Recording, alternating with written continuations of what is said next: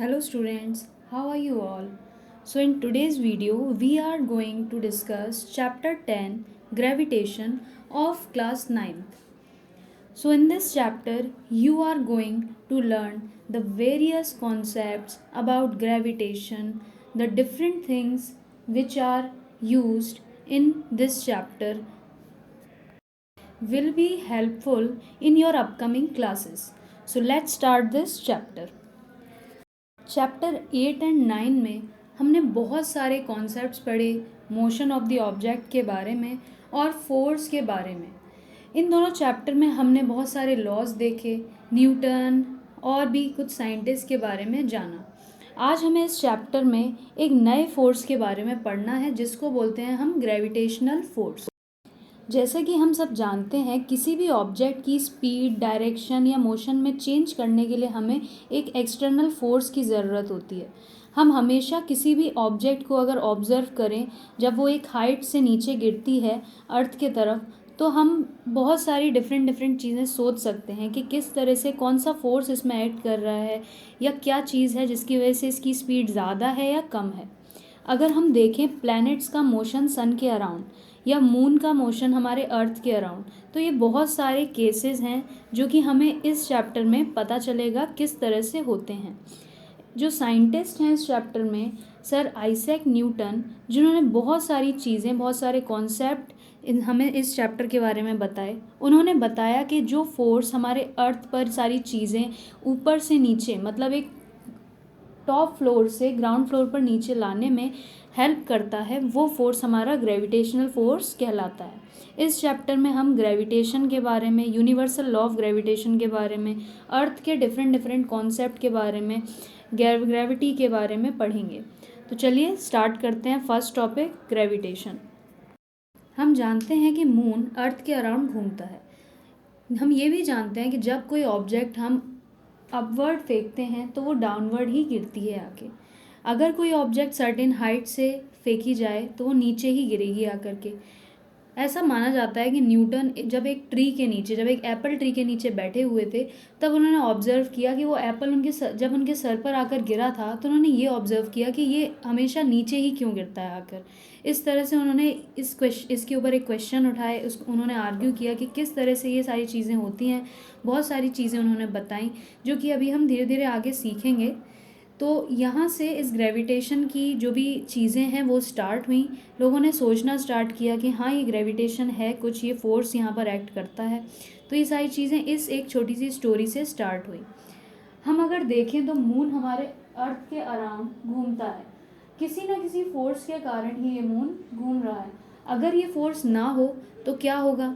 Moon हमारे अर्थ के around नहीं घूम सकेगा, राइट। इसको हम एक सिंपल से एक्सपेरिमेंट से करके देख सकते हैं। हम एक थ्रेड में एक स्टोन को टाई करें और उसको सर्कुलर, अगर हम उसको घुमाते हैं तो वो एक सर्कुलर पाथ में घूमने लगता है। अगर मान लीजिए ये सर्कुलर पाथ में ना घूम रहा हो तो यहाँ पर कुछ ना कुछ डिफरेंस आ जाएगा। अगर हम देखें कि ये सर्कुलर पाथ में ही क्यों घूम रहा है तो इसका रीज़न होता है कुछ फोर्सेस, जिन फोर्स को हम बोलते हैं सेंट्रीपिटल फोर्स। सेंट्रीपिटल फोर्स का मतलब होता है सेंटर सीकिंग फोर्स। अगर हम मून और अर्थ के इस मोशन की बात करें तो मून भी हमारे अर्थ के अराउंड इसलिए घूम रहा है बिकॉज मून जो और अर्थ है उनके बीच में एक सेंट्रीपिटल फोर्स एक्ट कर रहा है। इस फोर्स के एब्सेंस में अगर देखा जाए तो मून एक स्ट्रेट लाइन में मूव करेगा, या फिर हम उस स्टोन के पीस को अगर देखें तो वो भी एक स्ट्रेट लाइन में ट्रैवल करेगा। लेकिन ऐसा नहीं होता क्योंकि हमारे अर्थ में या फिर हमारे मून और अर्थ के अराउंड भी एक सेंट्रीपिटल फोर्स एक्ट करता है। ये सेंट्रीपिटल फोर्स ऑफ अट्रैक्शन हमारे अर्थ के थ्रू प्रोवाइड किया जाता है, जिसके कारण ये जो स्ट्रेट लाइन वाला मोशन है वो नहीं होता। अगर ऐसा फोर्स ना हो तो मून एक स्ट्रेट लाइन में ट्रैवल करेगा। अगर हम थर्ड लॉ ऑफ मोशन के अकॉर्डिंग देखें तो Apple does attract the earth, but according to the second law of motion, for a given force of acceleration is inversely proportional to the mass of object, means the mass of apple is negligible as compared to the earth, so we did not see earth moving towards the apple। हमें सिर्फ Apple ही move करते हुए दिखाई देता है। इसी तरह से हम अर्थ और मून के आर्ग्यूमेंट को भी देखें तो अर्थ क्यों मूव नहीं करता मून के अराउंड, ये भी हम इससे समझ सकते हैं, बिकॉज मून का मास और अर्थ का मास काफ़ी ज़्यादा डिफरेंस है दोनों में। हमारे सोलर सिस्टम में सारे प्लैनेट सन के अराउंड घूमते हैं। सेम आर्ग्यूमेंट यहाँ पर भी एग्जिस्ट करता है। जो अभी हमने ऊपर जो फैक्ट्स देखे उन्हीं के बेस पर ये सारी चीज़ें भी क्लियर हो जाती हैं। इन्हीं फैक्ट्स के ऊपर न्यूटन ने अपना कंक्लूजन दिया कि न केवल अर्थ एप्पल या मून को अट्रैक्ट करता है, बल्कि यूनिवर्स में जितनी भी चीज़ें होती हैं they attract each other. This force of attraction between these objects is called gravitational force. So students, जितना भी चीज़ें हमारे यूनिवर्स में प्रेजेंट हैं, जितनी भी चीज़ें प्रेजेंट हैं, वो एक दूसरे को अट्रैक्ट करती हैं, जो कि एक फोर्स की वजह से होता है, जिस फोर्स को हम बोलते हैं यूनिवर्सल ग्रेविटेशनल फोर्स, या सिंपल बोलें तो gravitational force. So this is the gravitational force. Now we will discuss the universal law of gravitation.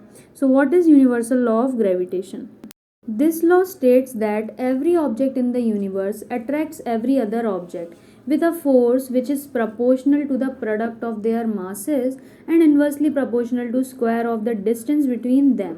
अगर हम इस लॉ को सिंपल बोलना चाहें तो F is equal to G m1 m2 upon r square, या हम इसे बुक की लैंग्वेज में बोलें तो F is equal to G capital M into small m upon d square. यहाँ पर डी स्क्वायर हमारा डिस्टेंस है, कैपिटल M है mass of earth, small m है मास ऑफ ऑब्जेक्ट, हमारा G है यूनिवर्सल कांस्टेंट एंड F है हमारा gravitational force. So next topic is Kepler's law. Kepler ने कुछ इनवर्स स्क्वायर रूल दिए जिसके बेस पर न्यूटन या फिर ये जो हमारा मेन लॉ है यूनिवर्सल ग्रेविटेशनल लॉ वो एक्सप्लेन हो पाया। अगर केपलर के लॉ नहीं होते तो ये लॉ भी नहीं बन पाता। So basically this is the use of Kepler's law. यहीं पर हमने ये भी सीखा कि कैपिटल G हमारा ग्रेविटेशनल कांस्टेंट होता है जिसकी वैल्यू 6.673 इंटू 10⁻⁻11 होती है। अगर हम इसकी यूनिट की बात करें तो Newton metre square KG inverse square इसकी यूनिट होती है। हमारा नेक्स्ट टॉपिक है free fall. So what is free fall? इस टॉपिक को समझने से पहले हम एक सिंपल सा एक्टिविटी थोड़ा सा देखेंगे। सबसे पहले देखिएगा, यहाँ पर हमने एक बॉल लिया, बॉल को हमने एक टॉप फ्लोर से नीचे ग्राउंड पर फेंका। अब यहाँ पर वो उस बॉल की वेलोसिटी, स्पीड सब किसी न किसी फैक्टर पर डिपेंड करती है। सो फ्री फॉल एक्चुअल में क्या है?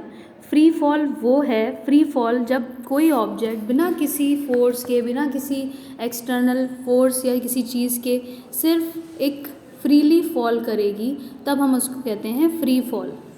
हमारे अर्थ पर ग्रेविटी एक्ट करती है जिसकी वैल्यू होती है 9.8 मीटर पर second square.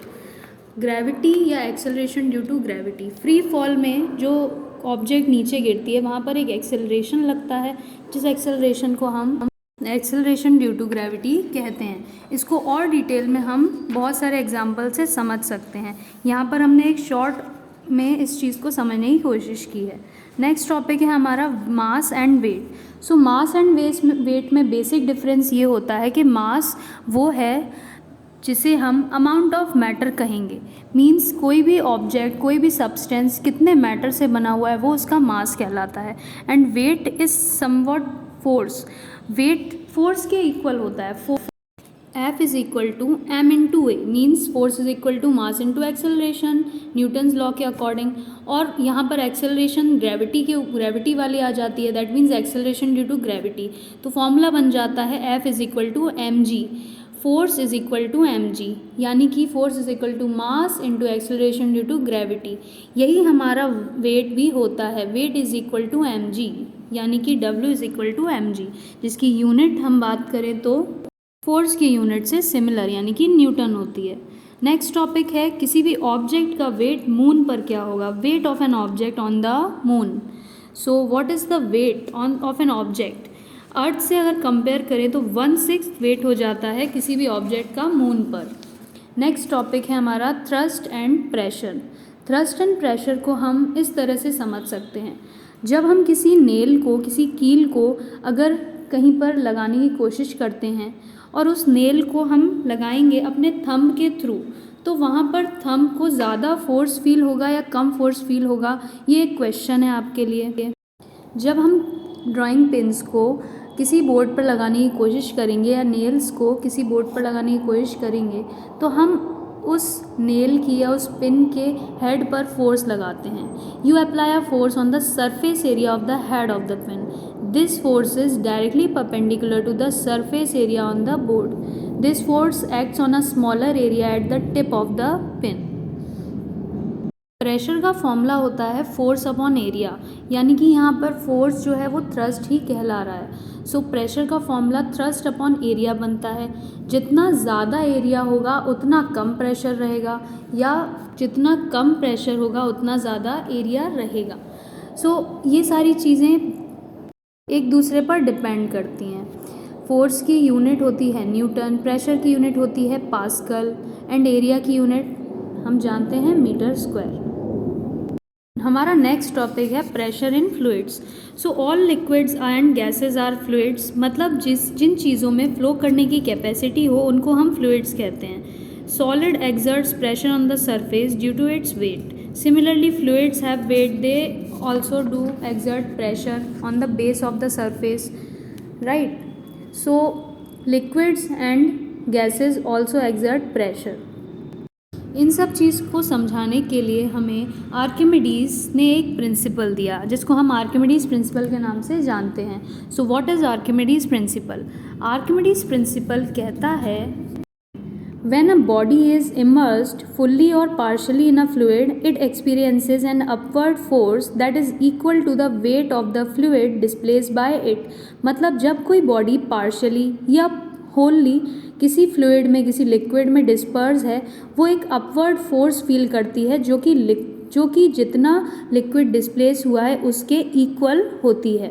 So this is all about Archimedes principle. Archimedes principle बहुत सारी चीज़ों में हेल्प करता है, जैसे कि शिप्स में, सबमरीन्स में लैक्टोमीटर वो डिवाइस होता है जिससे हम मेज़रमेंट करते हैं मिल्क की purity. So this is all about Archimedes principle. Our next topic is relative density.